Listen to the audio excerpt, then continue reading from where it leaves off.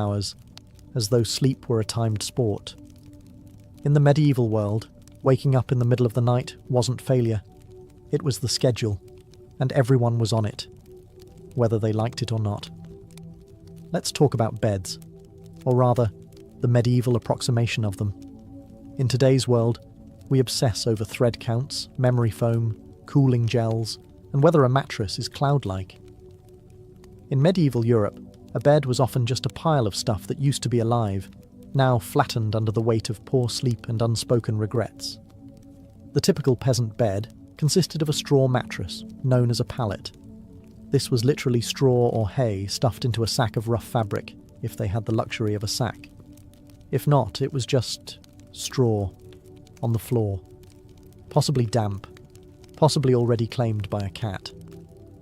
These pallets were not comfortable, but they were better than nothing, which was the alternative. Straw was cheap, plentiful, and good at insulating against the cold. It was also great at harbouring insects, lice, and the occasional field mouse, which made sleeping an exercise in cautious stillness. If it itched, you ignored it. If it bit, you just shifted slightly and hoped for the best. If a family had a bit more money, or at least a functional back, they might elevate the straw mattress onto a wooden frame.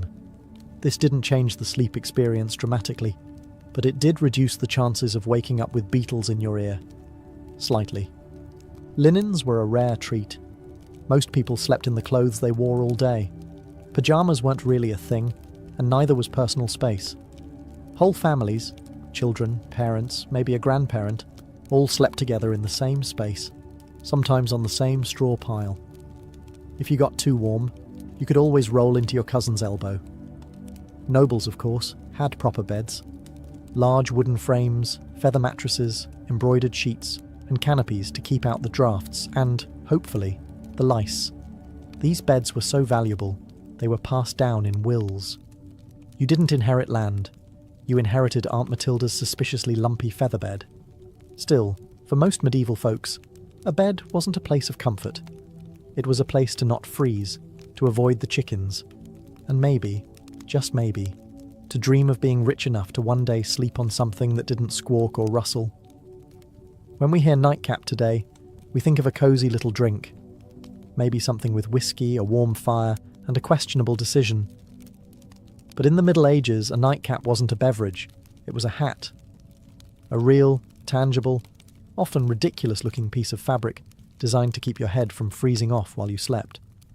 You see, insulation wasn't exactly the strong point of medieval architecture. Stone walls, drafty thatched roofs, and windows made of thin animal horn or oiled parchment didn't do much against the cold. And central heating? That was called a dog.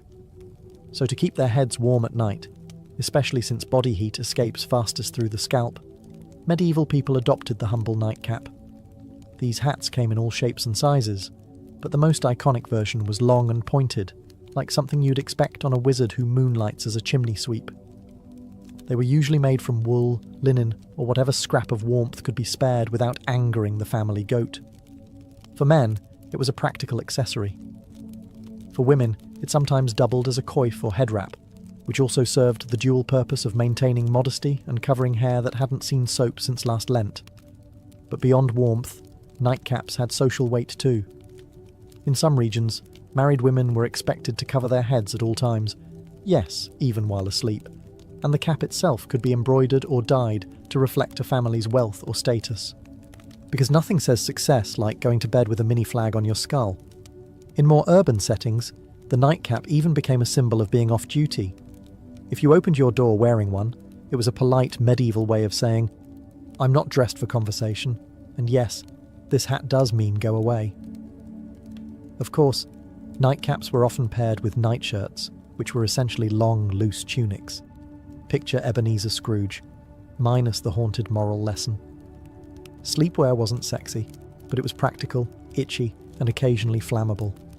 Today, the idea of sleeping next to a stranger is generally limited to red-eye flights, overly ambitious camping trips, or the occasional bizarre Airbnb mix-up. But in medieval Europe, this was completely normal, and not at all optional. Let's say you're a travelling merchant, a pilgrim, or just someone whose mule gave up halfway to Norwich. You find an inn, a rare luxury in itself, and ask for a place to sleep. What you get is not a room, or a bed, or even a particularly clean floor. What you get is a spot, in a bed, that's already occupied. Medieval inns operated more like human bunkhouses than modern hotels. Privacy was not expected. If the bed had space, you were sharing it, usually with complete strangers who might snore, talk in their sleep, or have a suspicious number of boils. This was not considered rude. It was just efficient use of resources. Beds could host 2, 3, even 4 travellers, depending on size and social tolerance. In larger cities, you might end up in a dormitory-like hall with rows of beds and absolutely zero personal space. Snoring contests were unjudged. Elbow territory was fiercely contested. Sometimes men and women were separated, but not always. Some inns tried to assign beds by profession. Blacksmiths with blacksmiths, clergy with clergy, thieves with other thieves, allegedly. But often it was first come, first sprawled. And while this might sound like a nightmare to modern germaphobes, back then it was an upgrade from sleeping outdoors with the wolves, the rain, and the occasional peasant uprising. Worried about theft? Many travellers slept with their purse tied to their belt or hidden under their clothes. Others slept on top of their bundles, turning luggage into both pillow and alarm system. If someone moved your bag, it usually meant you were about to wake up poorer. The rich, of course, did not suffer this fate. Nobles travelled with entourages and camped in relative comfort, or demanded their own rooms if an innkeeper valued their roof. In the medieval world, going to bed wasn't just about pulling up a blanket and drifting off. It was a spiritual operation, a nightly gamble where the stakes were your eternal soul. People didn't just sleep, they prepared to potentially die. Hence the popularity of bedtime prayers.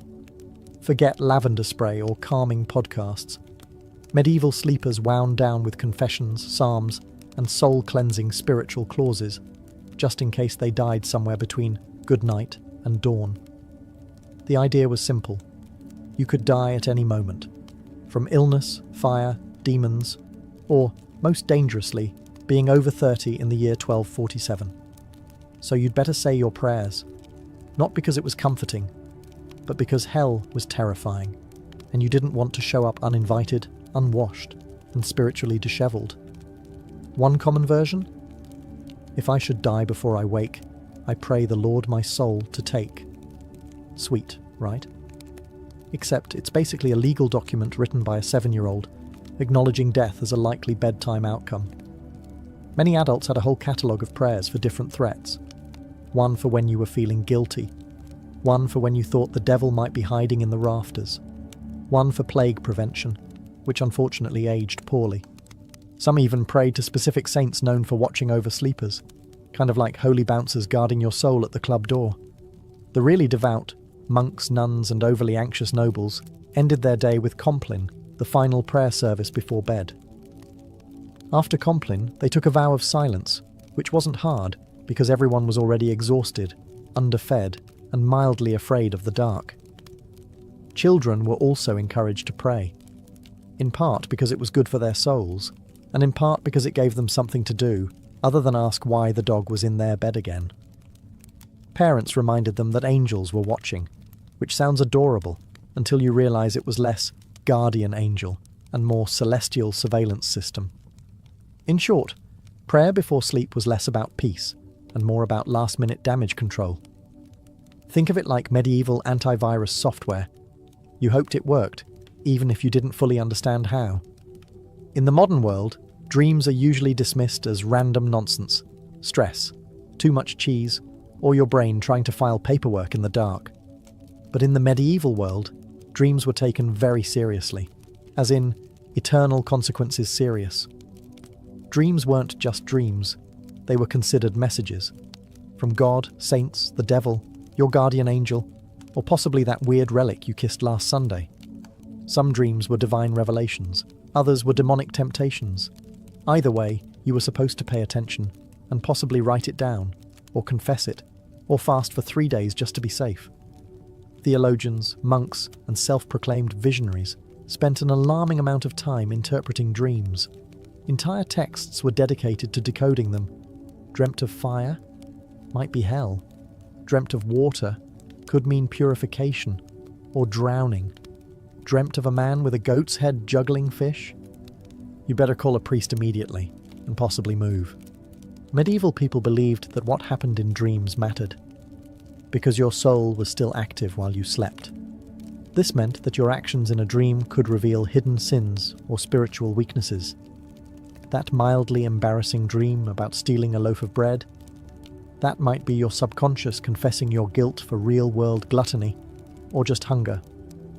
But still, better to confess it anyway, just in case. Monks and nuns often recorded their dreams and shared them with spiritual superiors. Some were celebrated for having holy visions during sleep. Others were quietly told to eat fewer onions before bed. Of course, dreams weren't just spiritual puzzles. They also made excellent plot devices. Medieval literature is full of dream sequences where knights encounter angels, demons, or metaphorical creatures spouting poetry about virtue. Dreams were basically the Netflix of the medieval world, except with more allegory and fewer happy endings. The church, predictably, was suspicious. Not all dreams were divine, and some were believed to be planted by demons to corrupt the innocent. If you dreamt of something unwholesome, it could mean your soul was under attack, or that you just slept too close to the fireplace fumes again. In modern times, some people let their pets sleep in the bed. It's a cozy, if occasionally smelly, arrangement. In the Middle Ages, however, sharing a bed with an animal wasn't a quirky personal choice. It was a heating strategy. Let's start with the basics. Medieval homes weren't exactly built for comfort. Stone walls, no insulation, drafts so aggressive they probably had names. Central heating, that was called the family pig. In peasant homes, it wasn't unusual for humans and livestock to sleep in the same room, sometimes the same bed, and very often the same pile of straw. Chickens wandered freely, dogs curled up at your feet, pigs snorted softly beside the hearth. And if you were lucky, none of them bit you during the night. This wasn't about affection, though medieval people certainly appreciated their animals. It was about survival. Animals generated body heat. They were warm, dependable, and, unlike some relatives, didn't hog the blanket. A large dog could keep your toes from freezing. A cow in the corner might raise the room temperature by a degree or two, which in January felt like a miracle. Medieval homes, especially those of the lower classes, often had just one room for everything: cooking, eating, sleeping, occasionally dying. Everyone, humans and animals alike, made do with the same space. Children might be nestled between parents and a goat. A chicken might serve as an impromptu alarm clock. Hygiene? Let's not ask too many questions. For wealthier families, this wasn't as common. Nobles didn't usually sleep next to livestock, though they might still have lapdogs in bed, not for heat, but for fashion and flea redistribution. Some castles even had separate sleeping areas for favourite animals, because nothing says power like a dog with its own room and title. There were drawbacks, of course. Animals can be loud. They can wander. And they are not, historically speaking, known for respecting personal space. But medieval people adapted. A hoof in the face at 3 a.m? Just part of the bedtime routine. If you've ever had to share a room at a youth hostel and thought, this is a bit much, allow us to introduce the medieval monastic dormitory, a place where comfort went to die quietly under a vow of silence. Monasteries didn't believe in personal space, or softness, or fun, really. The typical dormitory housed dozens of monks, all sleeping in a single large room, usually arranged in neat rows like morally upright sardines. Beds, if you could call them that, were often wooden planks, sometimes with a straw mattress if the abbot was feeling generous, or it was a feast day. You slept fully clothed. Not out of modesty, but because getting dressed in the dark at 2 a.m. for prayers was more painful than just going to bed already prepared. The monastic uniform, including robe, belt and sandals, doubled as spiritual armour and poor insulation. If you got cold, you layered up. If you got hot, well, no, you didn't. There were no pillows, no privacy curtains, and absolutely no talking. Silence was enforced, not suggested, under the rule of St. Benedict. If you rolled over and groaned too loudly, you might find yourself on chamber pot duty for a week. Snoring, however, was a grey area. You couldn't control it, but if it became disruptive, the Lord might still hold you accountable. Or at least your cellmates would. Lighting was minimal. One candle, maybe. You didn't need to see. You just needed to lie still and not sin. That was the goal. Despite the austerity, monks believed their Spartan beds were training for the afterlife, preparation for the soul's journey by denying the flesh any excess. Sleep was not a pleasure. It was a necessity, monitored and scheduled like everything else. Some monks even slept sitting up, just to avoid any hint of luxury, or dreams, or circulation. Compared to this, peasant straw piles and snoring pigs almost seem luxurious. At least the pig didn't judge you. Let's talk about something that would horrify most modern sleepers: waking up voluntarily at 2 a.m, and not for a bathroom break or a doom scroll, but for prayer. Loud, cold, candle-lit prayer. In medieval monasteries, this was standard practice. Monks and nuns followed a rigid daily schedule based on the canonical hours, which included matins, the first service of the day. And by day, we mean the darkest part of the night, when even the owls were still deciding whether to wake up. The bell would toll, often rung by someone who drew the short straw, and the entire dormitory of robed, sleep-deprived souls would shuffle off to the chapel in silence. And yes, still in full clothing, because monks didn't do pyjamas.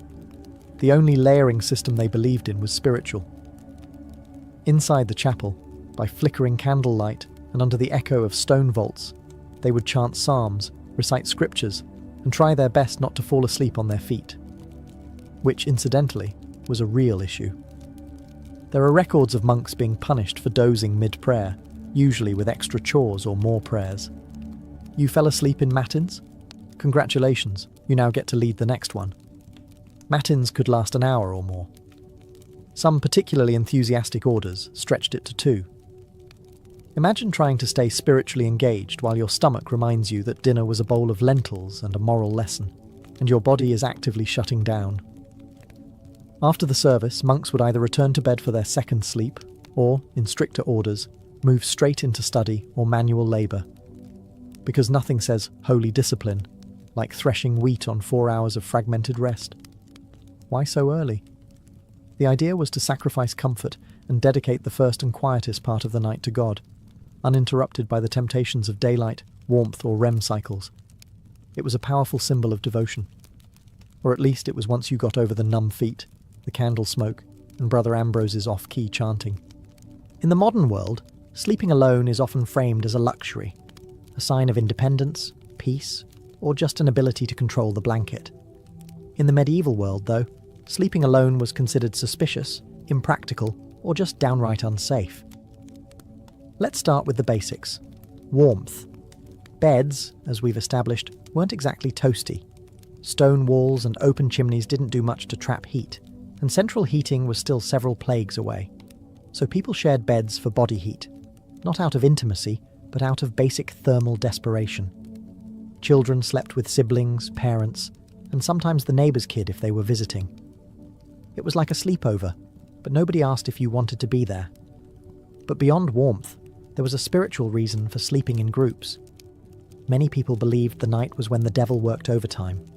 Alone in the dark, your soul might be vulnerable to temptation, or worse, possession. Having others nearby created a kind of moral buffer zone. If something went wrong, at least someone would witness it, or catch the demon first. For children, being alone at night was practically unthinkable.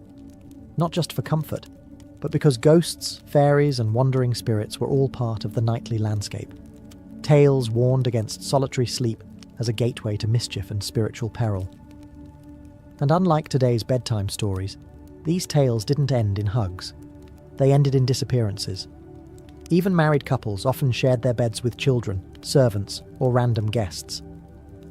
Privacy was not a concept so much as a modern myth. In fact, the idea of 2 people sleeping alone in a giant bed was so foreign that it would have been considered either wasteful or deeply, deeply suspicious. In religious contexts, even monks often slept communally, and if someone was assigned to sleep alone, it was often for disciplinary reasons. Yes, in some cases, Being alone in bed was literally a punishment. Medieval logic: solitary sleep, grass opportunity for sin. Group sleep, public accountability. Next time you're curled up in your own bed, with your own blanket, in a room that doesn't smell like goat, enjoy the silence. In medieval times, you'd probably have 2 kids, a sheepdog, and a cousin in there with you, all of them snoring. If you've ever accidentally fallen asleep sitting up, in a lecture, a carriage, or a dentist's waiting room, you probably woke up with a crick in your neck and a deep sense of regret. But in the Middle Ages, sleeping upright wasn't an accident. It was a lifestyle. Some medieval folks, particularly the wealthy or religiously devout, chose to sleep propped up rather than lying flat. Why? A few reasons, none of them particularly restful. First, there was a medical belief that lying flat was bad for digestion, the lungs, or the general balance of the bodily humours.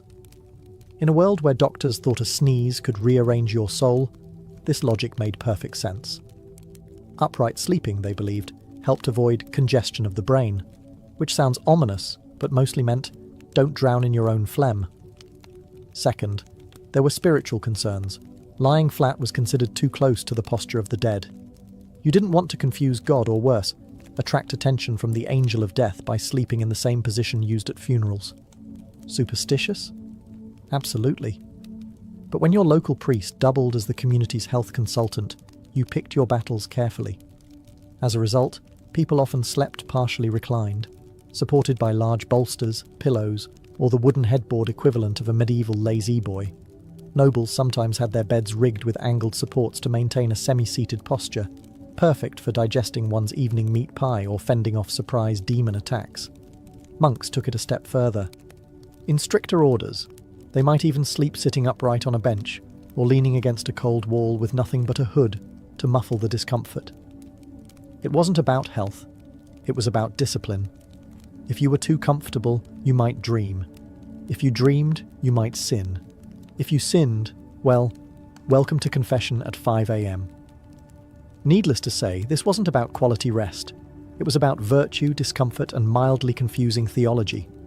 Forget haunted dreams or goblins under the bed.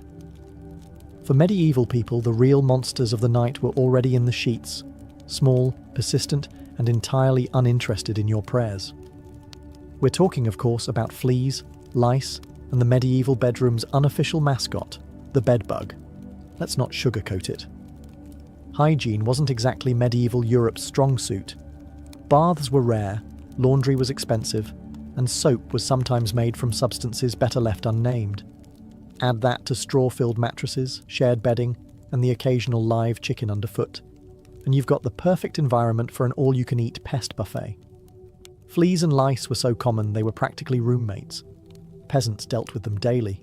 Nobles, despite their satin sheets and feather beds, were not exempt. In fact, some richer households had dedicated nitpickers, actual servants tasked with removing lice from their employers' hair and clothing. Imagine that as your job title. Master of the Royal Scalp. Bedbugs, meanwhile, were the silent assassins of medieval sleep.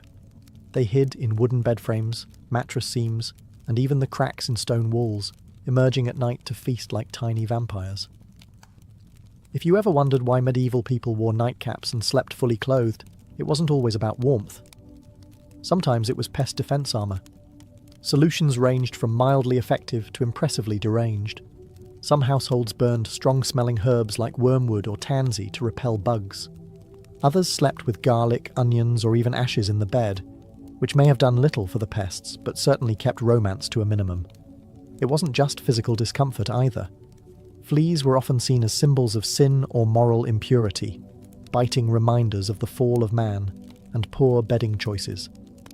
Entire poems were written about fleas, some moralizing, some weirdly romantic, because nothing says I love you like, let us be united like the flea that bites us both.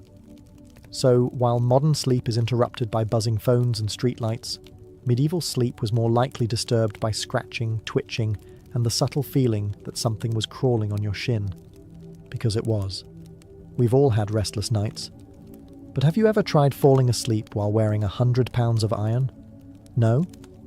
Well, in the Middle Ages some people did exactly that, because apparently Nothing says sweet dreams like being prepared to joust in your sleep.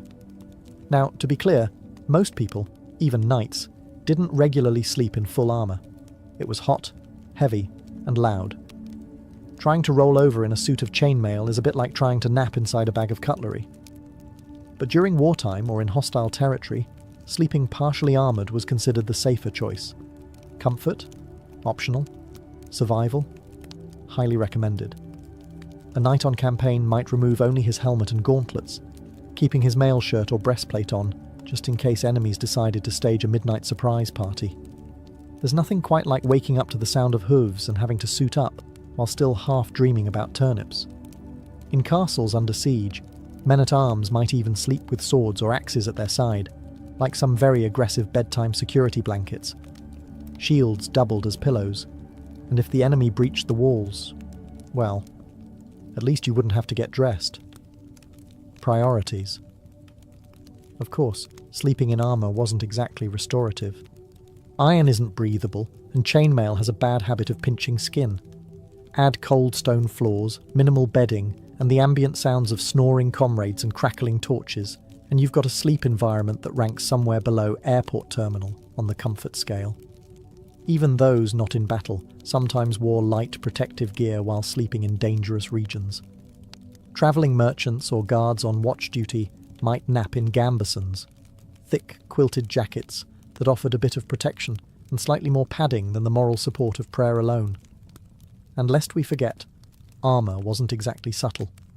If you rolled over the wrong way, you might clank so loudly that everyone else woke up and assumed the apocalypse had arrived. Again, in a time when nightly demons, lice infestations, and pigs in your bed weren't considered unusual, you might think that sleepwalking was just one more medieval inconvenience. But oh no, it was much more dramatic than that. In the Middle Ages, if you started wandering around in your sleep, people didn't chalk it up to stress or exhaustion. They assumed you were possessed, bewitched, or had unfinished business with the Holy Roman Empire. Sleepwalking, or noctambulation if you wanted to impress the local monk, was poorly understood and often feared. The idea that someone could rise from their straw pallet, shuffle across the room, and stare blankly at a wall was less harmless parasomnia and more devil's rehearsal dinner. Accounts from the time suggest that people were genuinely spooked by sleepwalkers. Picture this: a man in a long nightshirt, candle in hand, eyes glazed, mumbling Latin that he didn't actually speak while stepping over livestock. You'd think ghost, or heretic, or both. And depending on your local priest, an exorcism might be scheduled before breakfast. Some believed sleepwalking was caused by bad humours, especially too much black bile, which was the medieval catch-all for anything they couldn't explain. Others thought it happened because the soul was temporarily released during sleep, leaving the body free to bumble around like an unattended mule. To prevent these nightly adventures, people tried everything from herbal remedies to praying over their beds, hanging iron charms, or, in more rural areas, just tying the person's leg to a chair. If that sounds extreme, consider that some medieval homes had open hearths, knives everywhere, and chamber pots just waiting to be tragically overturned. In one curious twist, there were rumours of people climbing onto rooftops in their sleep. Whether or not these accounts were exaggerated, the fear of leaping dreamers led to barred windows and occasional theological debates about whether a person could sin while unconscious. Thankfully, most sleepwalkers just paced, muttered, or attempted to open imaginary doors. But if someone sleepwalked into a church, locals might treat it as a divine sign, or call for a cleansing ritual, just to cover all spiritual bases. If medieval life taught people anything, it was how to sleep through chaos. Church bells, thunderstorms, screaming livestock, the occasional siege. For the sleep-deprived denizens of the Middle Ages, these were just ambient noises, the medieval version of white noise. Let's start with the bells. Church bells marked every sacred moment of the day: sunrise, prayer times, meals, and of course the ungodly hour of matins at 2 or 3 a.m.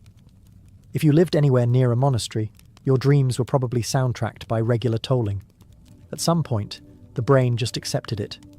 Bells became the lullaby of an overscheduled soul. And it wasn't just bells. Storms were frequent and terrifying. With no weather apps or triple-glazed windows, you experienced every clap of thunder like the world might end. Roofs leaked, windows rattled, and chimneys howled like banshees. Still, people slept. They had to. Work didn't stop for insomnia. Neither did ploughing, praying, or running from Vikings. Speaking of which, invasions and apocalyptic events weren't always a deal-breaker for bedtime either. In the 14th century, people continued to sleep, somehow, through famine, war, and even the Black Death. When death carts rolled by in the morning, it was considered more of a grim wake-up call than a cause for panic. And if you didn't wake up, well, some believed that was a mercy. There are even records of people sleeping through earthquakes, barn fires, and angry mobs. Sleep deprivation was common, and bodies adjusted. If you worked from sunup to sundown, ate barely enough to survive, and spent your day dodging mud, taxes, and spiritual damnation, you were going to fall asleep. Hard. And then there were those who used sleep as a kind of escape hatch. Faced with illness, grief, or fear of the world literally ending, which was forecast roughly every century, some people just curled up under a cloak, mumbled a prayer, and took a nap. There's a strange kind of wisdom in that. In the winter of 1692, the village of Salem, Massachusetts, was cloaked in more than just snow. It was cloaked in tension, suspicion, and a quiet kind of fear that seeped into the timber-framed homes and frozen fields. The people of Salem were Puritans, strict, devout, and deeply superstitious.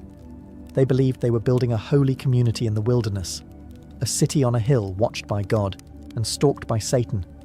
Life was already hard. The village had recently split from Salem town over politics and religion. Crops had failed. Smallpox had ravaged nearby communities. Wars with native tribes had left many traumatized. There was friction between neighbors, inheritance disputes, and a deep resentment toward outsiders or anyone who didn't quite fit in. Add to this the long, dark, bitter New England winter, and something was bound to break. That break came in the home of Reverend Samuel Parris, the village's minister. His 9-year-old daughter Betty and 11-year-old niece Abigail Williams began to behave strangely. They screamed uncontrollably. They threw things. They contorted their bodies in unnatural ways. At times, they fell silent for hours, eyes wide with terror. Neighbours whispered that they were cursed. The girls claimed they were being pinched and bitten by invisible forces. Reverend Parris, unsure of what to do, called in a local doctor, William Griggs. After failing to find any physical cause, Griggs delivered the diagnosis that would plunge the village into chaos. Witchcraft. That single word set fire to the fears already simmering in Salem. In a place where witches were believed to be real, dangerous servants of the devil, the idea was not far-fetched. And now, if the devil could worm his way into the minister's own household, what did that mean for the rest of the community? The girls, prodded by both adults and peers, began naming names. First, they accused women on the margins, social misfits and outcasts. But soon the accusations would reach the respectable, the wealthy, even the pious. Salem was a small village, but what was about to happen would echo far beyond its borders. What began as whispers in the dark would soon become cries from the gallows, and a legacy of paranoia that still haunts America's history books. Once the idea of witchcraft took root in Salem, it spread like ivy, quiet at first, then strangling everything it touched. The afflicted girls, Betty Parris, Abigail Williams, and soon others like Ann Putnam Jr. and Mercy Lewis, seemed to grow bolder with each passing day. They convulsed in court, screamed during prayers, and claimed they could see dark spirits hovering over certain villages. It wasn't just childhood imagination, it was theatrical, public, and, most disturbingly, believed. The first to be accused were those with the least protection, women who already lived on the edges of society. Sarah Good, a homeless beggar, was known for muttering to herself when turned away from doorsteps. People claimed her mumbling was a curse. She smoked a pipe. She snapped at children. She fit the mould of a witch because she didn't fit the mould of a Puritan woman. Sarah Osborne hadn't attended church in over a year and had scandalised the community by marrying her indentured servant after her first husband died. a woman who defied convention, clearly suspect. Tituba, the enslaved woman in Reverend Paris's household, was the most exotic of all. Originating from Barbados, her storytelling, accent, and folklore frightened the villagers. Under pressure, possibly even physical beatings, Tituba confessed to witchcraft. But instead of clearing the air, her confession blew it wide open. She told a story of a tall man in black, a figure associated with the devil, who asked her to sign a book. She said she saw strange animals, yellow birds, red cats, and even spectral dogs. But most damning of all, she claimed there were other witches in Salem. That was all the court needed to hear. Once Tituba opened the door, others rushed through it. New names were added weekly. Neighbours turned on neighbours. Old grudges were disguised as righteous accusations. Property disputes turned into spectral assaults. If someone's cow died suddenly, it must have been witchcraft. If a baby cried during a prayer, surely that was the devil's doing. The fear became so infectious that not even the innocent dared to speak out. To defend an accused witch was to invite suspicion upon yourself. Silence was safety. And so, the web of accusations widened, trapping the village in its sticky, unseen threads. Logic was fading. Hysteria was now in control. As accusations mounted and the village reached a fever pitch, the colonial government stepped in. Governor William Phipps, recently appointed and eager to maintain order, established a special court to deal with the chaos. It was called the Court of Oyer and Terminer, from the French meaning to hear and determine. But what it really became was a factory for fear-driven justice. The court convened in Salem town in June of 1692, and it was no ordinary tribunal. Its rules were warped by panic. Instead of requiring hard evidence or reliable witnesses, it allowed something far more dangerous: spectral evidence. Spectral evidence was testimony that a spirit or spectre of the accused had afflicted the victim. In other words, if a person claimed to have seen your ghost-like form in a dream choking them, that was admissible in court. Never mind that the accused could be asleep at church or miles away. It was their spirit doing the devil's work. You couldn't cross-examine a dream. And worse, you couldn't disprove it. Children were now treated as star witnesses. Their seizures, screams, and gasps in court became more theatrical by the day. One girl, Mary Walcott, would fall into fits the moment a suspected witch entered the room. If a prisoner looked at her, she shrieked. If they didn't look at her, she shrieked louder. The performances were mesmerizing. And the judges, including the influential Judge Samuel Sewall and Chief Justice William Stoughton, accepted it all. Defense lawyers? There were none. The concept didn't exist in colonial trials. If you were accused, you stood alone. If you denied the charges, the afflicted girls writhed in agony. If you confessed, you might be spared death, but only if you named others. The system rewarded lies and punished silence. Worse still, the trials became public spectacles. People travelled from nearby towns to witness them. The accused were paraded into court in shackles, often bewildered, often poor, and almost always powerless. And yet, not everyone believed. Some townsfolk whispered that the girls were faking. Others questioned why only certain types of people were being accused. But few spoke openly. Questioning the court meant questioning the will of God. In Salem, reason had stepped aside, and the law had become a mirror, reflecting fear, not justice. On June 10, 1692, the gallows in Salem claimed its first victim, Bridget Bishop. She was not new to scandal. Her reputation made her an easy target.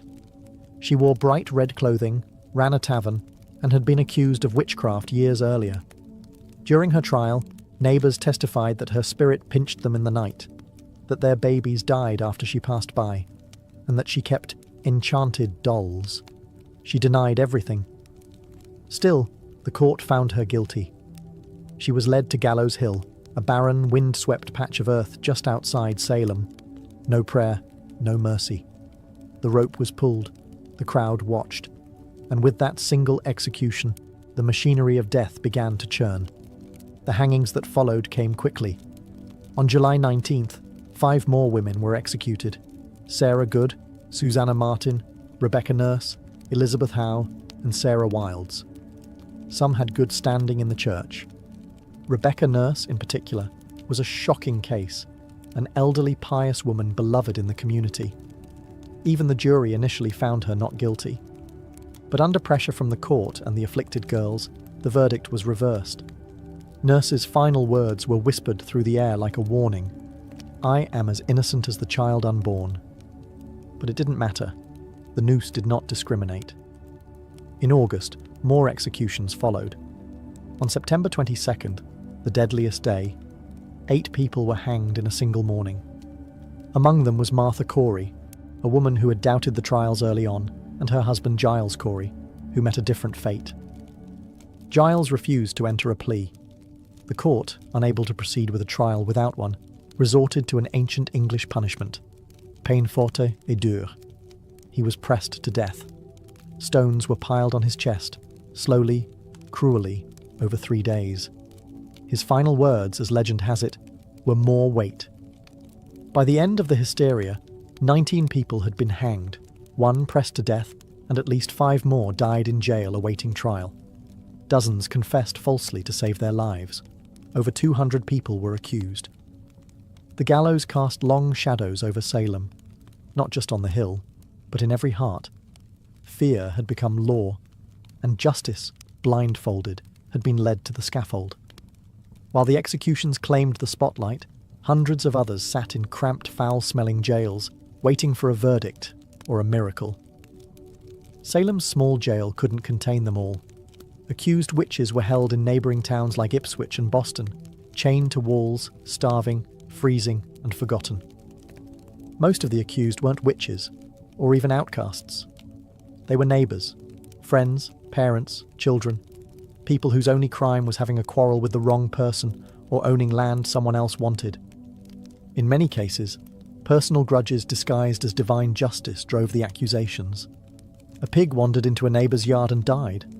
Must be witchcraft. Someone refused to help with firewood. Clearly they'd cursed the axe. Mary Easty, sister of the executed Rebecca Nurse, was one such case. She was a respected mother of 7, known for her piety. Initially released by the court, she was rearrested days later after new fits from the afflicted girls. Her second arrest sealed her fate. In a final petition to the judges, Mary begged them not for her own life, but that they put a stop to these proceedings before more innocent blood is shed. She was hanged soon after. Another notable case was Dorothy Good, the 4-year-old daughter of Sarah Good.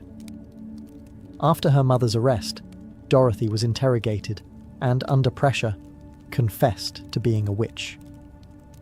Her answers, gibberish and fear, were taken as truth. She was imprisoned for 8 months in chains. When finally released, she was mentally broken, never recovering from the trauma. Pregnant women were not spared. Elizabeth Proctor, whose husband John Proctor would later hang, was found guilty and sentenced to die.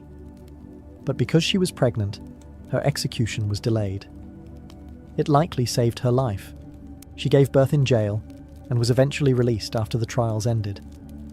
Accusations snowballed. Some accused confessed in desperation to avoid death, then named others to shift suspicion away from themselves.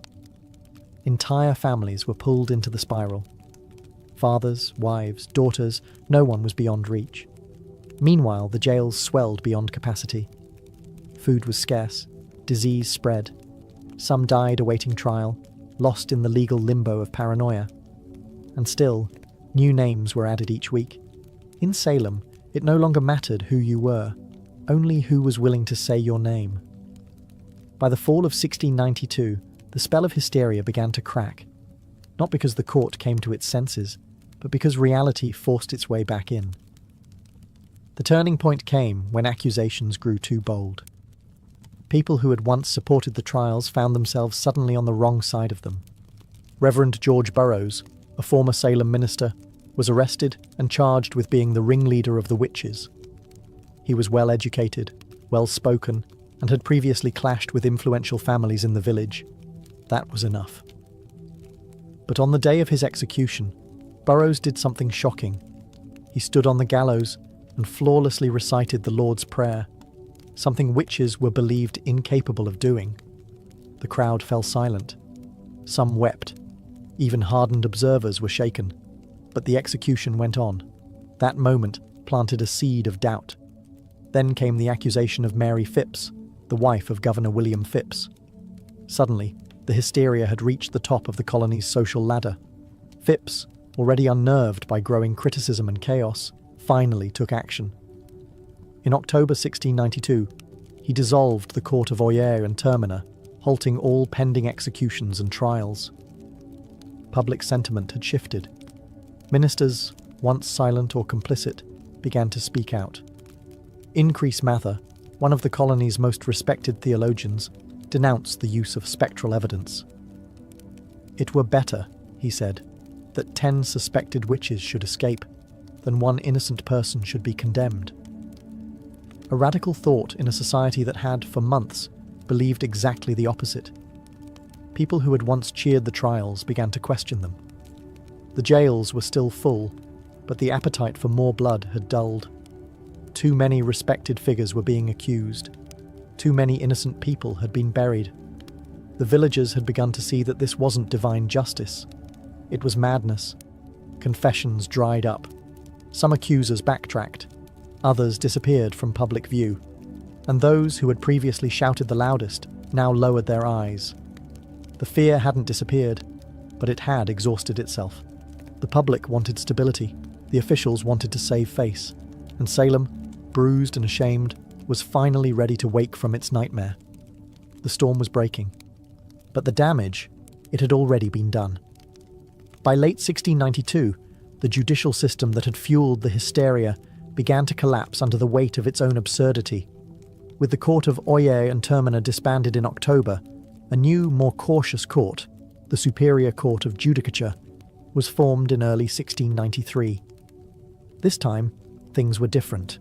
Spectral evidence was no longer allowed, and the judges were noticeably more skeptical of the accuser's wild claims. The result? The convictions slowed dramatically. Many accused witches were acquitted outright. Of the 56 cases brought before the new court, the majority were released. Even those who had already confessed began to recant their testimonies, admitting that fear, torture, or pressure had forced them to lie. The dramatic performances of the afflicted girls lost their persuasive power. The most prominent case in the unravelling of the trials was that of Reverend Samuel Willard, a respected minister who came under suspicion. While he was never formally charged, the fact that such a high-ranking devout man could be suspected highlighted how arbitrary and corrupt the process had become. The court, once ferocious, was now cautious. They began quietly releasing those still in jail. First, those with little evidence against them, and eventually even those who had confessed to witchcraft under duress. Meanwhile, families of the executed began to demand justice. John Proctor's children petitioned for the return of his property. Rebecca Nurse's family launched a campaign to clear her name. In time, community shame replaced community fear. Church congregations fractured. Friendships were severed. The very fabric of Salem's social order had been shredded. Governor Phipps, realizing the colony's growing international embarrassment, pardoned the remaining prisoners in 1693. But even freedom came at a cost. Many families had to pay for their own jail fees before being released. Imagine losing your home, your health, and nearly your life, only to be handed a bill for the privilege of surviving.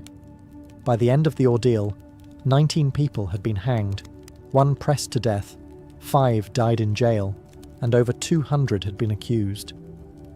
The court didn't just collapse, it imploded, leaving behind a crater of guilt, grief, and disbelief. The trials had ended, but the healing had not even begun. Salem was a village forever altered by the people it had lost, the justice it had abandoned, and the mirror it was now forced to look into. The gallows were silent. The jails had emptied. But Salem was far from peaceful. The town wasn't haunted by ghosts, but by guilt.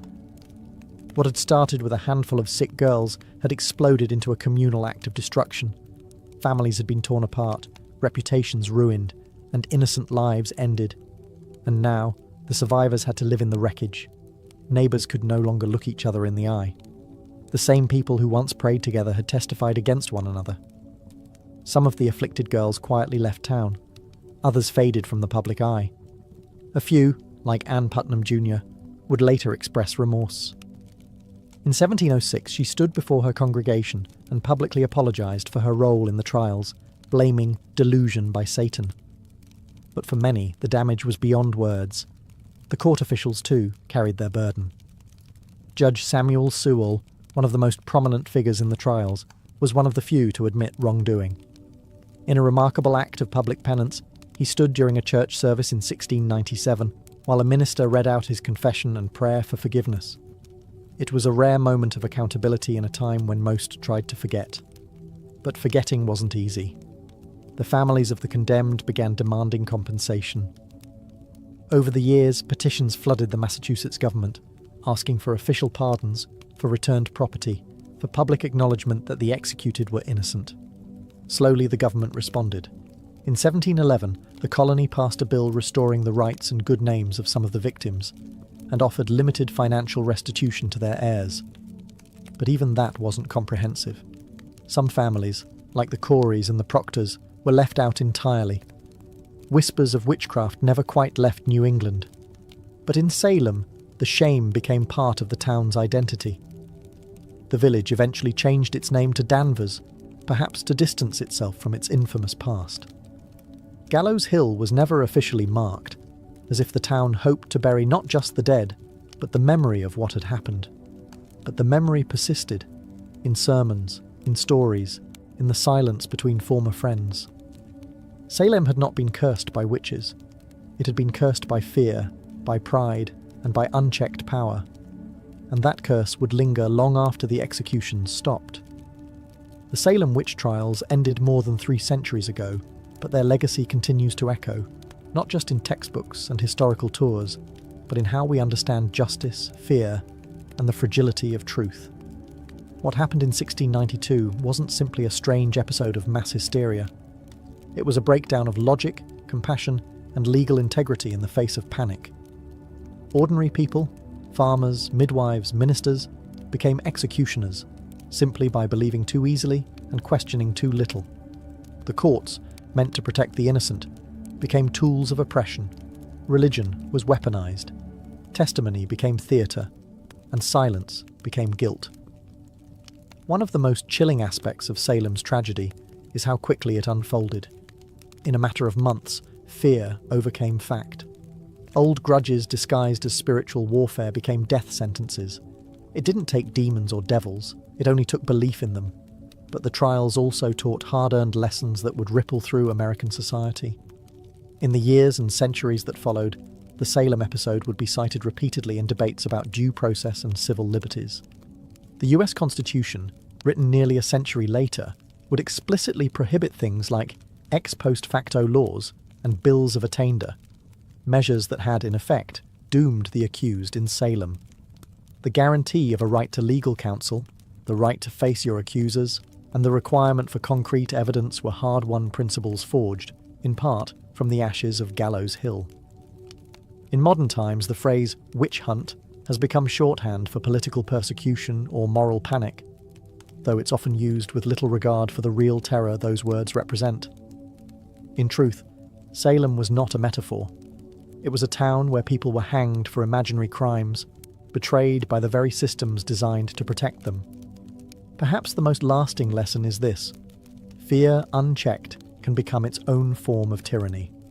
And when fear is legitimized by power, by courts, by churches, by governments, it becomes almost unstoppable. The Salem witch trials are a cautionary tale, not just of one village's descent into madness, but of how easily reason can fall when fear is given authority. The gallows may be gone, the courtroom's quiet, but the warning still stands. Truth is fragile, justice is not automatic, and history has a habit of repeating itself, unless we remember. Fulvia was born around 83 BCE into the elite yet slightly eccentric Fulvi family, an old plebeian house that had long since clawed its way into the upper echelons of Roman politics. Though not one of the oldest patrician clans, the Fulvi had produced consuls, generals, and orators. Their bloodline carried both ambition and a taste for disruption. Fulvia's father, Marcus Fulvius Bambalio, was known more for his bumbling speech than his political legacy. His nickname, Bambalio, literally referred to his stammer. But Fulvia, she was no stammerer. She was born to command. From a young age, Fulvia would have been surrounded by the sharp-edged world of Roman power. Senators and generals debated policy in her home. Elections and treachery were daily news. She would have seen how politics wasn't just played in the forum, but in marriages, funerals, rumours, and backroom deals. Women in elite Roman households were expected to be quiet partners, refined, educated, and obedient. Fulvia would break all of those expectations. She was wealthy, highly educated, and connected, and she knew it. While her early life remains hazy in the historical record, her later actions suggest a young woman who was observant, politically literate, and utterly unafraid. This wasn't someone who faded into the background. She had a strong personality, a sharp political mind, and a will to act even in the male-dominated space of Roman governance. This was also a period of unprecedented instability. The Republic was unravelling. Civil wars, populist revolts, and power struggles between generals like Sulla, Pompey, and Caesar were turning Rome into a pressure cooker. The old rules were collapsing, and Fulvia came of age right in the middle of it. Rather than recoil from chaos, Fulvia would learn to use it. Her early life didn't produce the kind of modest matron Rome idealized. It produced a woman who saw politics not as a man's world to be feared, but as a battlefield to be mastered. She would go on to marry 3 powerful men, each one a radical player in Roman history. But Fulvia wouldn't just marry power. She would command armies, lead revolts, and become the first Roman woman to appear on coinage, not as a goddess, but as herself. Rome wasn't ready for Fulvia, but she was ready for Rome. Fulvia's first marriage was to Publius Clodius Pulcher, and it was anything but conventional. Clodius was no ordinary Roman noble. He was a populist agitator, a political arsonist with a flair for chaos, scandal, and street-level power. To many of the Roman elite, he was dangerous. To the masses, he was a hero. And to Fulvia, he was a strategic opportunity. Their marriage, sometime in the early 50s BCE, united Fulvia with the man who had turned the Roman Republic into his personal stage. Clodius was infamous for his theatrical defiance of tradition. He had once disguised himself as a woman to infiltrate a sacred female-only religious ceremony in Caesar's home, scandalous behaviour that only seemed to raise his popularity. He later renounced his patrician status to run for the tribunate of the plebs, an office that gave him veto power over the Senate. Clodius understood Rome's street politics better than most, and Fulvia, far from being a passive consort, was right there beside him. She wasn't a silent partner. Roman sources suggest that Fulvia actively participated in her husband's political world. She engaged with his supporters, was visible during his campaigns, and managed their household as a hub for Clodian politics. Together, they represented a new kind of Roman power couple. Bold, populist, and unapologetically aggressive. But the alliance came at a cost. In 52 BCE, Clodius was murdered on the Appian Way by the bodyguards of his political rival, Titus Annius Milo. His death sent shockwaves through Rome. But Fulvia was not about to mourn quietly. She staged a political funeral that historians still talk about today. She paraded Clodius's mutilated body through the Roman Forum, bloodied wounds exposed for maximum effect. The public was horrified and enraged. Riots erupted. The Senate House was burned to the ground. Fulvia had turned personal grief into public uprising. This was her first major political act, and it worked. Her ability to manipulate public emotion, use spectacle as strategy, and wield her husband's legacy as a weapon made her a new kind of player in Roman politics. Clodius was gone, but Fulvia had stepped out of the shadow, and Rome would never see her the same way again. Fulvia didn't linger in mourning. In Rome, political capital had a short shelf life, and she understood that better than anyone. Shortly after the violent death of Clodius Pulcher, she entered into a second marriage, this time to Gaius Scribonius Curio, a rising political star and one of Julius Caesar's most passionate supporters. On the surface, Curio seemed an unlikely match. He had a flamboyant reputation and a taste for drama, but beneath the bravado was a sharp political operator. As tribune of the plebs in 50 BCE, Curio wielded enormous influence during one of Rome's most volatile periods. The Republic teetered between war and peace, between Caesar's ambitions and the Senate's resistance. Fulvia saw in Curio not just a husband, but a bridge to the next power block. This was no romantic rebound. It was a calculated alliance. With Clodius gone, Fulvia needed a new political anchor, someone who could carry forward the populist legacy her first husband had built, and someone who had Caesar's backing. Curio fit both bills. Through him, Fulvia remained tightly embedded in the shifting power dynamics of Rome. She didn't just marry into the movement, she helped shape it. Fulvia ensured Clodius's supporters stayed active, rebranding their cause under Curio's leadership and keeping the urban masses politically engaged. But the Roman world was collapsing fast. Tensions between Caesar and Pompey exploded into civil war. Curio threw himself into the fight, taking Caesar's side. Fulvia, as always, remained politically involved. She reportedly helped organize support and manage resources for her husband's campaign. In 49 BCE, Curio led a military expedition to Africa to secure Caesar's position, but it was a disaster. He was ambushed and killed by the forces of King Juba the Aenes of Numidia. His death was brutal, and his army annihilated. Once again, Fulvia was widowed, and once again, Rome waited to see if she would fade into the background. She didn't. Curio's death only solidified her status as a political widow with dangerous resilience. She had now lost 2 husbands to Rome's civil unrest, and both had died fighting for populist causes. But Fulvia was far from finished. Her most audacious partnership, and her most dramatic chapter, was still to come. Fulvia's third and most famous marriage was to Mark Antony, the ambitious general and loyal ally of Julius Caesar. Their union, forged sometime around 47 BCE, wasn't merely a romantic attachment, it was a merger of power. Fulvia had already proven herself as a master of Roman street politics. Antony, rising rapidly through the military and political ranks, needed that kind of savvy support in Rome. Together, they formed one of the most politically potent couples of the late Republic. By the time of their marriage, Fulvia was no stranger to blood and betrayal.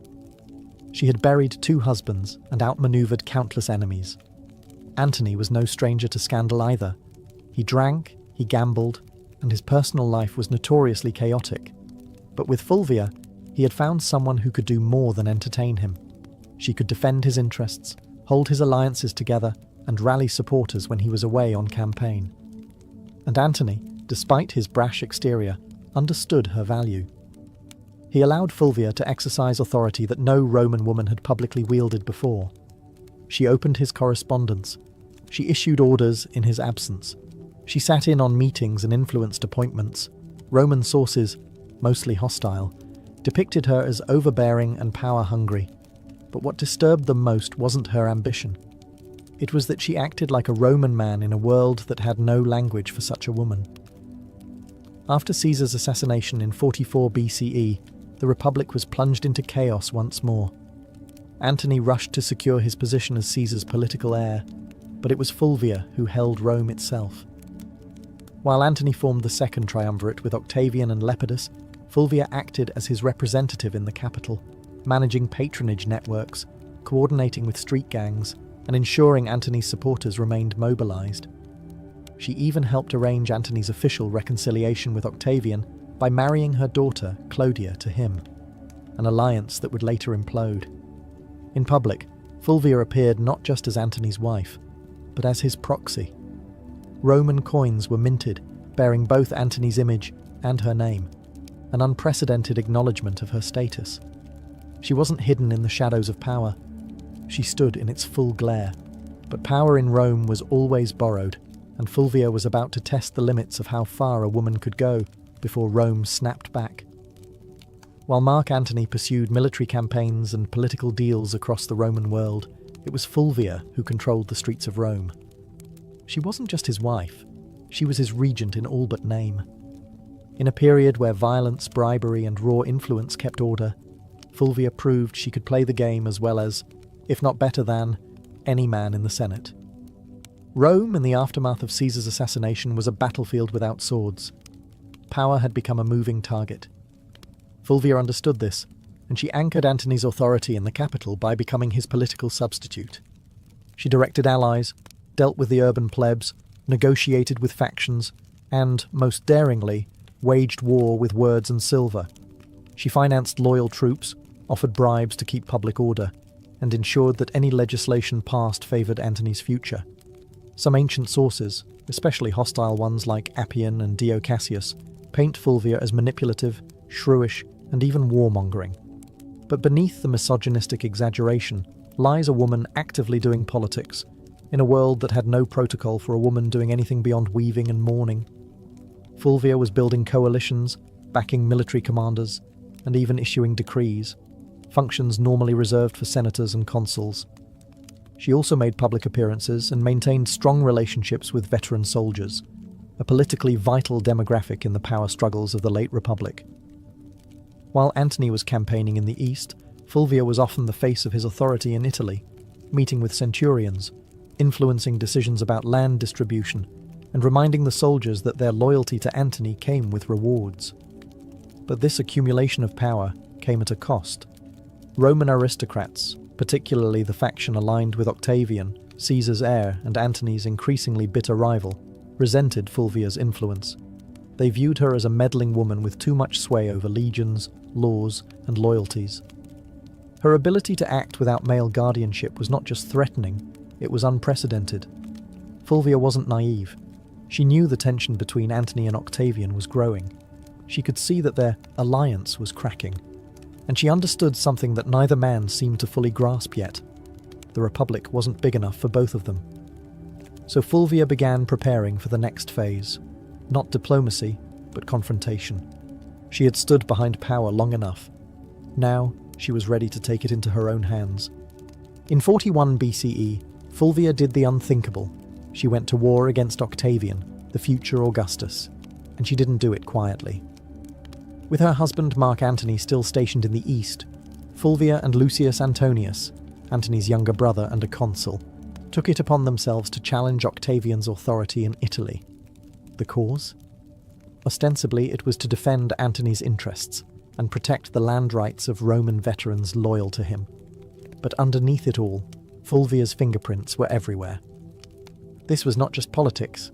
This was a military rebellion led by a Roman woman, the first and only time in Roman history that a woman would actively provoke and organize a civil war. The conflict, known as the Parucine War, was triggered by Octavian's controversial land redistribution program, which displaced many Italians to reward his soldiers. Fulvia seized on the growing discontent, portraying Octavian as a tyrant and traitor to Caesar's legacy. With Lucius acting as her frontman in the Senate and Fulvia organizing behind the scenes, they raised 8 legions and seized the city of Perugia, modern-day Perugia. Make no mistake, this was Fulvia's war. Ancient sources suggest she was more invested in the conflict than Lucius himself. She rallied troops, stirred the public, and even corresponded with generals. Rome buzzed with rumors of her commanding legions, issuing orders, and forcing Lucius into confrontations he didn't want. Octavian, though surprised, acted quickly.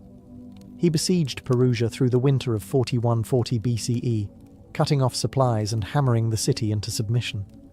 Fulvia, stuck between dwindling food and political betrayal, watched her bold gamble unravel. By early 40,000 BCE, the city surrendered. Lucius Antonius was spared, likely as a gesture to avoid alienating Antony. But Fulvia was exiled. The woman who had once commanded riots, marriages, armies, and public opinion was now deemed too dangerous for Roman soil. She was sent to Sicyon in Greece, where she hoped to reunite with Antony. But Antony didn't come running. The once powerful alliance between husband and wife had eroded in the fog of war and distance. Fulvia had acted in his name, but perhaps without his blessing. She had dared to do what no Roman woman had before, wage a civil war. And now the Republic had made her pay the price. Banished from Rome, Fulvia landed in Sicyon, a city in Greece that had become a kind of diplomatic purgatory for failed power players. She had gone to war, not for personal gain, but in her husband's name. She believed she was defending Mark Antony's interests, his honour, and perhaps their shared vision of Rome. But what awaited her in exile wasn't a hero's welcome. It was silence. Fulvia had risked everything, her status, her alliances, her life. And yet Antony did not immediately rush to meet her. In fact, by the time Fulvia arrived in Greece, Antony was already entangled with Cleopatra in Egypt. Whether their romantic relationship had begun or was merely brewing, the symbolism was crushing. While Fulvia was raising legions, Antony was raising goblets at banquets beside a queen. The betrayal cut deep, not just personally, but politically. Fulvia had fought a war to protect Antony's power in Italy, and in response, he let her hang out to dry. Some ancient historians, especially Plutarch, suggest that Antony was furious with her for launching the Perizene War without his direct approval. Others argue he welcomed her downfall. It cleared the way for a marriage alliance with Octavian, something Fulvia would have never tolerated. Still, Fulvia wasn't entirely without supporters. Some of Antony's troops, fiercely loyal to her, urged reconciliation. But her health had begun to fail. After enduring siege, exile, and betrayal, Fulvia died in Sicyon in 40 BCE, possibly from illness, stress, or heartbreak, or all three. She was around 43 years old. Her death provided Antony with a clean political exit. He met with Octavian shortly afterward and agreed to marry Octavian's sister, Octavia, as part of a renewed peace treaty. The triumvirs were temporarily united again, but only because Fulvia, the one woman bold enough to challenge their designs, was gone. Fulvia's legacy would soon be overshadowed by Cleopatra, whose myth eclipsed nearly every Roman woman of the period. But make no mistake, Fulvia was the prototype. She didn't wield power from behind a curtain. She marched into it, stood at the centre, and dared to command armies in a world that treated women as furniture. Rome didn't know what to do with her, so it erased her. But the ashes of her rebellion would linger, and her story was far from ordinary. After Fulvia's death in 40 BCE, the men she had once manoeuvred, Antony, Octavian, and even her former allies, began the quiet work of rewriting her legacy. She couldn't defend herself, so the narrative was shaped by her enemies and the uneasy survivors of her ambition. And like so many powerful women in history, Fulvia became a scapegoat. Ancient sources, mostly penned by men with vested interests, painted her as the reason for the Perizene War, the rift between Antony and Octavian, and even the general disorder of the Republic. Appian, Dio Cassius, and Plutarch depict her as overbearing, jealous, and driven by a lust for power. They blamed her for dragging Lucius Antonius into conflict, for antagonizing Octavian, and even for Antony's eventual estrangement from Rome. But were these accusations fair? Hardly. Fulvia had operated within a political climate where violence and manipulation were expected, at least if you were a man. She was no more ambitious than Caesar, no more aggressive than Pompey, and far less ruthless than Octavian would eventually prove to be. Her only true deviation was that she was a woman acting like a Roman man, and Rome didn't know how to digest that. She wasn't cloistered in the home, weaving quietly or serving as a political ornament. She was writing letters to generals, organising street mobs and commanding loyalty from troops. And that made her dangerous, not just to Octavian, but to history itself. Even Mark Antony, the man whose legacy she had fought to preserve, conveniently blamed Fulvia for the civil strife. After reconciling with Octavian and marrying his sister, Antony used Fulvia's death as a diplomatic cleansing. Her memory became the price of his political survival. There were no monuments raised in her honour, no grand funeral, no mourning speeches in the Senate. Just silence. Yet, her enemies couldn't erase her entirely. Fulvia had done too much.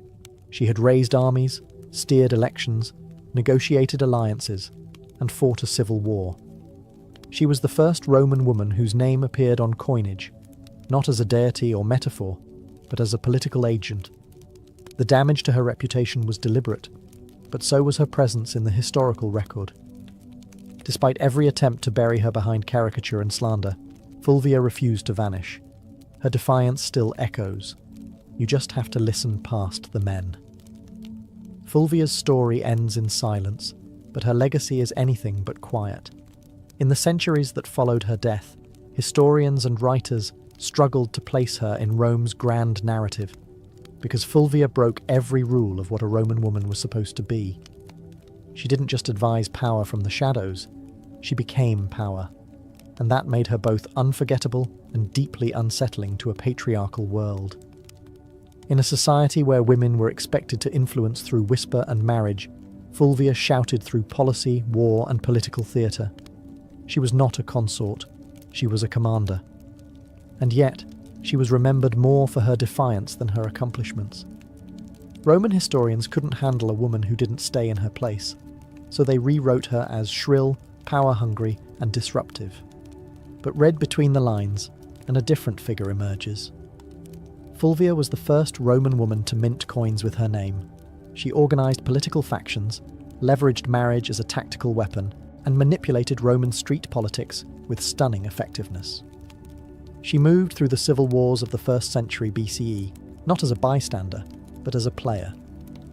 A woman whose influence terrified senators and shaped the fate of triumvirs. Her downfall wasn't due to incompetence, it was due to timing and gender. Had she been born a man, she might have been remembered as a second Caesar or a more charming Cato. Instead, she was cast as the wicked woman who dared too much. Still, her legacy quietly lingered. Later, Roman women like Livia Drusilla, Agrippina the Younger, and even Cleopatra herself, though of a different world, would all operate in the shadow Fulvia helped carve. They would manipulate emperors, wield armies, and control succession. But Fulvia did it first, and with no imperial title to shield her. Today, modern historians have begun re-examining Fulvia with fresh eyes. No longer a cautionary tale, she is being recognised as one of the most politically active women in Roman history, someone who tested the boundaries of female power and paid the price. She didn't simply live in the age of triumvirs, she challenged them. And while Rome may have tried to erase her, Fulvia left fingerprints in every corner of its collapse. Not a footnote, a force, a woman centuries ahead of her time. By the summer of 1963, the United States was a country teetering between two worlds, one rooted in centuries-old systems of oppression and another aching to breathe free. In the Deep South, segregation wasn't just a social norm, it was the law. Black Americans were barred from restaurants, schools, buses, voting booths, and even drinking fountains. Police brutality was rampant. Lynching still occurred. And in places like Birmingham, Alabama, peaceful protesters were being met with snarling dogs and high-pressure fire hoses. But change was coming, and it wasn't asking for permission. In just a few years, the civil rights movement had surged into the national spotlight. Sit-ins, freedom rides, and boycotts had become familiar headlines. Leaders like Rosa Parks, Medgar Evers, and John Lewis were no longer just names. They were symbols of defiance. The March on Washington wasn't born out of a single conversation. It was the result of rising frustration and fierce hope. Black Americans were no longer content with waiting. They were demanding civil rights, and they were determined to make their voices heard where it mattered most, the nation's capital. The idea of a mass march in Washington, D.C. had been floating around for decades. A. Philip Randolph, a labor organizer and longtime civil rights advocate, had originally proposed the concept in the 1940s. Back then, it was meant to pressure the Roosevelt administration to desegregate the defense industry. That protest was called off after Roosevelt caved and signed an executive order. But now, in 1963, the stakes were even higher. Randolph, along with other civil rights leaders, including Bayard Rustin and Dr. Martin Luther King Jr., revived the vision. And this time, they weren't just marching for jobs. They were marching for dignity, for voting rights, for school desegregation, for equal pay, and most importantly, for the basic human right to live free of fear. Over a dozen major civil rights organizations came together to plan it, despite their many disagreements, because they understood the power of a unified front. The countdown had begun. Buses were being organised, flyers were spreading. Word of mouth was moving faster than newspapers. And across the country, Black Americans were preparing for what would become one of the most unforgettable moments in American history. The dream was taking shape, one footstep at a time. Pulling off a protest of any kind in Washington, D.C. was no small feat, but planning one for over 100,000 people, possibly more, was madness. Logistically, it sounded like a nightmare. Food, water, transportation, sound systems, bathrooms, medical teams, permits, crowd control, safety plans. And yet, somehow, they made it happen. At the centre of this controlled chaos stood Bayard Rustin, a man who, despite being openly gay and often kept behind the scenes for political reasons, was a master strategist. Rustin had once studied non-violence directly under Mahatma Gandhi's followers in India. He had marched, been jailed, beaten, and surveilled by the FBI. But nothing fazed him. He saw the March on Washington as a chance to show the world what disciplined, non-violent protest could achieve when coordinated with military precision. In just 8 weeks, Rustin and his team transformed the idea into a reality. The march was officially called the March on Washington for Jobs and Freedom, and it was deliberately framed to include both racial justice and economic opportunity. That dual message was no accident. While Dr. King would later become the spiritual symbol of the day, it was Randolph and Rustin who made sure the demands were just as much about unemployment, minimum wage, and workers' rights as they were about civil rights. Meanwhile, tensions simmered beneath the surface. President John F. Kennedy and his administration were nervous, deeply nervous. They feared riots, backlash, or worse, bloodshed. Civil rights leaders assured them the protest would be peaceful. Still, the National Guard was on standby, hospitals in D.C. were put on alert, and liquor sales were banned for the day. Federal workers were even told they could stay home. And then there was the question of unity. The Big Six civil rights organizations, NAACP, CORE, SNCC, SCLC, National Urban League, and Randolph's Brotherhood of Sleeping Car Porters, often clashed over tactics. Some wanted more radical action, others more diplomacy. SNCC's young firebrands were growing impatient with King's non-violent approach, but they all agreed on this. The time for silence had passed. Rustin's plan read like a military operation. Every bus and train was tracked. Every speaker was timed to the minute. Every route had marshals trained in crowd control. They weren't just planning a march. They were orchestrating a moment that would shake the conscience of a nation. August 28th, 1963. A sweltering Wednesday in Washington, D.C. The sun was already hot by 9 a.m, and the humidity clung to the skin like a second shirt. But it didn't stop them. From every corner of the country, they came. Black, white, young, old, students, clergy, factory workers, and celebrities. Some wore their Sunday best. Others clutched protest signs. They came by bus, train, carpool, and even foot. Over 250,000 people in total, converging on the National Mall like a rising tide of hope. And yet, there was no chaos. Despite the government's fear of riots and unrest, the scene was astonishingly calm. Volunteers directed foot traffic. The Red Cross handed out water. Groups sang freedom songs, held hands, and cheered as new marchers arrived. You could hear gospel choirs near the reflecting pool and chants of jobs and freedom, echoing off the marble columns of the Lincoln Memorial. Celebrities joined in too. Harry Belafonte, Sidney Poitier, Paul Newman, Marlon Brando, Joan Baez, Bob Dylan. But no one was there for autographs. They were there to witness history and lend their voices to a cause bigger than any one person. The crowd was orderly but energized. There was no pushing, no looting, no violence. Instead, there was a shared understanding that this wasn't just a protest. It was a sacred moment. For many Black Americans, just standing on the Mall felt like a quiet act of revolution. To be seen, to be counted, to say, "We are here," in front of the same Lincoln Memorial where the great emancipator sat in stone. It was a full-circle moment, generations in the making. At exactly noon, the official program began. Leaders took the stage one by one, each representing different organizations, ideologies and regions, but united in message. Speakers demanded equal pay, desegregated schools, a living wage, and an end to police brutality. Mahalia Jackson sang. Marian Anderson, who had once been banned from singing at Constitution Hall because of her race, now sang for thousands beneath the open sky. As the hours passed, the tension grew, not from unrest, but from anticipation. The man everyone was waiting for had not yet spoken, and when he did, the world would stop, listen, and remember. The march wasn't just making history, it was becoming legend, minute by minute. By mid-afternoon, the crowd had grown quiet, not because they were tired, but because they knew what was coming.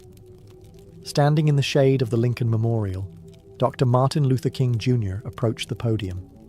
He wore a dark suit, a neatly tied tie, and an expression of deep calm that barely concealed the fire building inside him.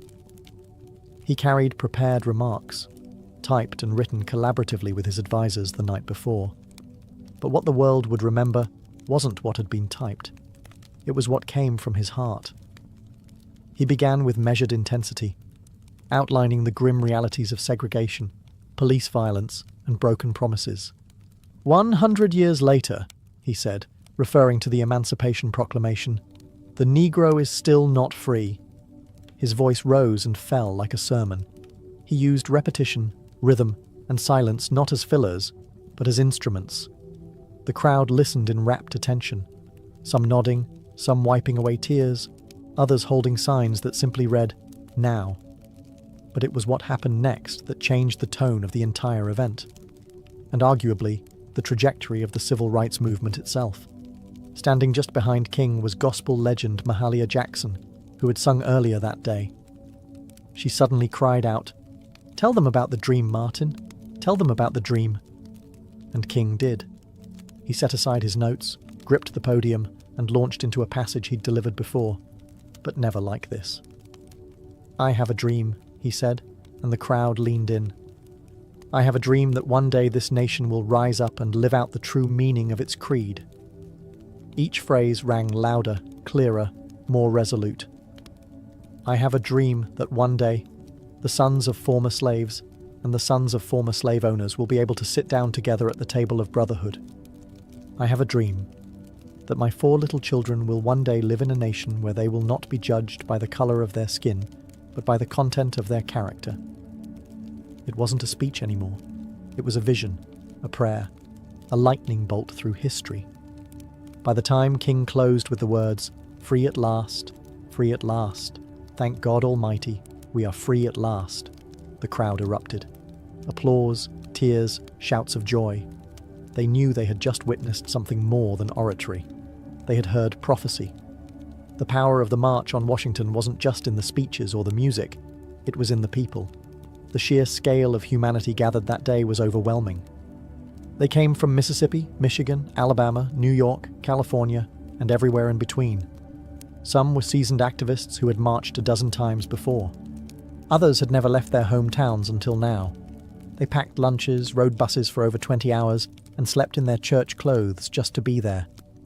Many were ordinary people, maids, teachers, steelworkers, postal clerks, who saw themselves not as political figures, but as witnesses. They didn't just want change. They were the change. There were also children in the crowd. Young black girls with ribbons in their hair, boys with hand-drawn signs. Parents hoisted toddlers onto their shoulders so they could see the Lincoln Memorial in the distance and hear the speakers' voices carried over loudspeakers. To them, this wasn't just an event. It was the beginning of a new world. Some faces stood out. There was a young John Lewis, just 23 years old, representing the Student Nonviolent Coordinating Committee, SNCC. His original speech had been so fiery, so uncompromising, that senior leaders asked him to tone it down minutes before he went on stage. He agreed, but just barely. His call for radical change still shook the crowd. And then there was Daisy Bates, the only woman to speak that day. Not on her own behalf, but reading a prepared statement on behalf of other civil rights women. The organisers had faced criticism for sidelining female voices. Bates's brief but powerful message underscored a harsh reality. Even within a movement about equality, some voices still struggled to be heard. Also present were union organizers, rabbis, nuns, priests, and students of every background. They didn't all agree on strategy. Some favored King's non-violence, others leaned toward Malcolm X's more militant posture. But for that one day, those differences didn't matter. Unity won out. It was a visual symphony of American possibility, white and black hands linked in solidarity, Freedom Now buttons pinned to chests, and the sound of 250,000 souls breathing as one. The faces in the crowd weren't just watching history unfold, they were shaping it, and none of them would ever forget what they saw. While the world saw unity, inspiration, and poetic justice on the steps of the Lincoln Memorial, behind the scenes, the March on Washington was anything but simple. What looked like a perfectly synchronized movement was, in truth, held together with string, sweat, and a lot of last-minute compromise. Bayard Rustin, the chief architect of the march, had to battle not just logistics, but politics. He was constantly under scrutiny, not just because he was openly gay and a former communist, but because some civil rights leaders feared his identity would be used to discredit the movement. In fact, Congressman Adam Clayton Powell had once threatened to publicly accuse Rustin and Dr. King of being lovers if King didn't remove Rustin from an earlier campaign. That threat haunted every stage of planning. Then there was the issue of women's voices. Despite the critical roles played by women like Ella Baker, Diane Nash, and Dorothy Height, none were invited to deliver major speeches on their own. Rosa Parks was in the crowd that day, revered by all, but she was not given the microphone. Behind the powerful optics of the march lay the truth. The movement still struggled with its own hierarchies and blind spots. Even within the Big Six organizations, friction bubbled. SNCC leaders were growing increasingly disillusioned with the slow pace of change and the older generation's insistence on moderation. They wanted to confront systemic racism more aggressively. CORE had similar frustrations, but unity was deemed too important, just for one day. Meanwhile, the federal government watched with clenched teeth. J. Edgar Hoover's FBI had assigned over 100 agents to spy on organizers. They bugged hotel rooms, followed key figures, and compiled dossiers. They were convinced the march would turn violent or that communists would hijack the event. When nothing of the sort happened, they simply doubled down on their surveillance, especially of Dr. King. And let's not forget money. The march cost over $250,000, equivalent to millions today. Most of it was raised through unions and sympathetic donors, but organizers scrambled until the final hour. They even borrowed walkie-talkies from the Boy Scouts. The March on Washington was historic, yes, but it was also deeply human. Imperfect, messy, political, and unfinished. Just like the country it sought to heal. The sun began to dip behind the Washington Monument as the crowd slowly dispersed. People hugged, cried, sang, and lingered as long as they could, reluctant to leave what felt like sacred ground. But the march was over. The speeches had been delivered. The signs had been raised high. The world had watched. And now the question hung heavy in the humid August air. What happens next? In the immediate days that followed, the media reaction was cautiously positive. Major newspapers acknowledged the historic nature of the event, though often with a tone of detached curiosity. Some called it orderly and dignified, which was code for no one rioted. Few outlets gave much space to the specific demands of the march, like the call for a federal jobs program or a $2 minimum wage, equivalent to around $20 today. But everyone covered Dr. King's speech. That, at least, could not be ignored. President John F. Kennedy, who had initially opposed the idea of the march, watched it unfold on television with growing admiration and, perhaps, surprise. He called the event impressive and met with civil rights leaders at the White House immediately afterward. But legislative movement remained slow. His proposed Civil Rights Act was still stalled in Congress, caught in the claws of Southern opposition. Some activists were disappointed. They had hoped the march would result in immediate action. Instead, it was back to the grind, organising, marching, resisting, and mourning those who paid the price for justice. Just weeks later, that reality hit hard. On September 15, 1963, 4 black girls were killed in the 16th Street Baptist Church bombing in Birmingham. The dream had been voiced, yes, but the nightmare wasn't over. Still, something had changed. The March on Washington marked a new phase in the civil rights movement. It proved that mass protest could be disciplined, powerful, and impossible to ignore. It brought together a coalition broader than ever before. Labour unions, faith leaders, celebrities, students, and working-class Americans, all in one place, united by justice. And most of all, it gave the movement a voice. A dream. A speech that would be quoted, studied, and echoed across the world. The march was over, but the road was just beginning. And that road would soon lead through blood, legislation, and transformation. The March on Washington didn't just rattle the conscience of America, it reshaped its moral landscape. What had begun as an audacious act of protest became a cornerstone of the civil rights movement's legacy, permanently altering how Americans understood justice, democracy, and the power of collective action. In legislative terms, the march didn't yield immediate victories, but it created momentum. Less than a year later, in July 1964, President Lyndon B. Johnson signed the Civil Rights Act into law. It outlawed segregation in public places and banned employment discrimination based on race, colour, religion, sex, or national origin. And in 1965, the Voting Rights Act followed, striking at the very heart of Jim Crow laws. Would these bills have passed without the march? Possibly. But would they have had the same moral force, the same undeniable public pressure? Probably not. For Martin Luther King Jr., the speech that day propelled him into a new realm. He went from respected leader to global icon. But fame came with cost: surveillance, threats, and ultimately assassination in 1968.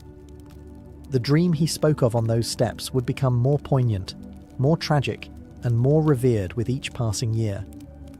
For the broader movement, the march showed what unity could achieve. It gave organisers a blueprint for large-scale mobilisation, and it inspired a generation of activists, both in the US and abroad. Anti-apartheid organisers in South Africa, student protesters in Europe, and future human rights leaders across the globe would cite the March on Washington as a model. But the legacy isn't just historical. The language of the march, the idea of jobs and freedom, the image of peaceful resistance, the echoes of "I have a dream," still pulses through modern protest. From the Million Man March to Black Lives Matter rallies, echoes of 1963 reverberate with every chant and every cardboard sign. In Washington, D.C., King's Memorial now stands just across the tidal basin from the Lincoln Memorial. Visitors walk past his towering likeness carved in stone, with words from that August day etched into the granite. But the real memorial isn't in stone. It's in classrooms, voting booths, marches, and voices refusing to stay silent. Because the dream wasn't meant to rest in history books, it was meant to be lived. And the legacy of that summer afternoon still dares us to do just that. More than 60 years have passed since that summer afternoon when over 250,000 people stood shoulder to shoulder beneath the shadow of the Lincoln Memorial. The March on Washington has been immortalised in textbooks, documentaries, and museum exhibits. Dr. King's speech is taught in schools. His voice, steady and strong, echoes in national memory like a sacred refrain. But for many, the question remains, has the dream been realised, or has it merely been delayed? In some ways, progress is undeniable. The legal framework of segregation was dismantled. Voting rights, though now under fresh assault in many states, were won through blood, marches, and court battles. The presence of black lawmakers, judges, mayors, and even a two-term US president was unthinkable in 1963. Interracial marriage, once illegal in much of the country, is now protected by federal law. These are not small things. They are victories carved out by relentless struggle. And yet, the original demands of the march, the ones often overshadowed by King's speech, still echo unresolved. The call for a living wage, still unmet. Racial disparities in education, housing, employment and healthcare remain entrenched. Police brutality, the very thing that sparked much of the early civil rights organising, continues to ignite outrage and protest. The dream of true economic justice, of a country where opportunity is not predetermined by zip code or skin colour, is still far from reality. Modern movements like Black Lives Matter have taken up the mantle, often using the imagery and rhetoric of the 1963 march as both inspiration and indictment. They march through the same cities, chant on the same streets, and demand the same basic human rights. But they do so in a world transformed by social media, surveillance, and new forms of resistance. The March on Washington was never meant to be the conclusion. It was a flashpoint, a stake in the ground that said, "This is who we are, and this is what we demand." It was a declaration, not a resolution, so the dream remains, battered, challenged, reinterpreted, but still alive. Whether it is deferred, distorted, or one day fulfilled depends not on the past, but on us, on the choices we make, the injustices we confront, and the courage we summon to march, again and again, until the dream becomes a shared, lived reality.